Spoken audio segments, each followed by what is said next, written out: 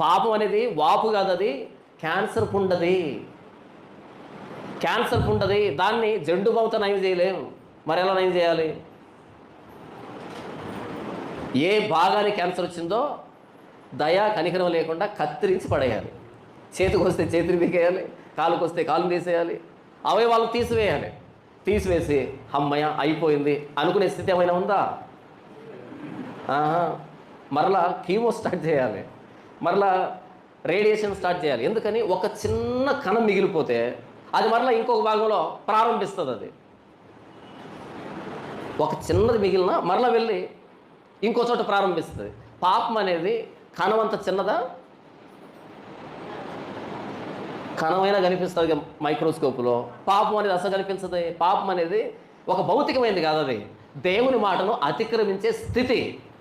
అది ఎక్కడుందని రేడియేషన్ ఇద్దాం, అది ఎక్కడుందని కీమో ఇద్దాం, అది ఎక్కడుందని ఆపరేషన్ చేద్దాం. నడినెత్తి మొదలుకొని అరికాల వరకు పైన లోపల మొత్తం ఆవరించిన నరనరాల్లో ప్రతి కణంలో. మరి దీనికి ఎక్కడ ఆపరేషన్ చేయాలి? ఎన్ని కోట్ల సార్లు రేడియేషన్ ఇవ్వాలి? ఎన్ని లక్షల లీటర్ల కీమో ఇవ్వాలి? అయినా పోతుందంటారా? పోదు.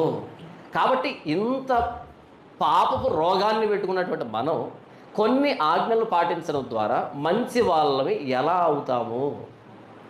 మన బీజం చెడిపోయినప్పుడు, మన వేరు చేదైనప్పుడు, మన దార కలుషితమైనప్పుడు ప్రవహించే నది ఎలా తీయటి నీళ్ళనిస్తుంది? కాసే కాయలు ఎలా తీయగా అనిపిస్తాయి? మన మూలం చెడిపోయింది, మూల పురుషుడు చెడిపోయాడు.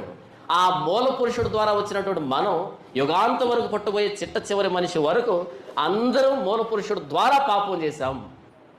అది ఎలా కుదురుతుందండి? ఆదాం పాపం చేస్తే మేమెందుకు పాపం అవుతాం? మరైతే నాన్న సంపాదించింది రిక్షా వచ్చి సంపాదించాడు, ఎందుకని కోర్టు మెట్లు ఎక్కుతున్నావు? మా నాన్న ఆస్తి నాకు రావాలని.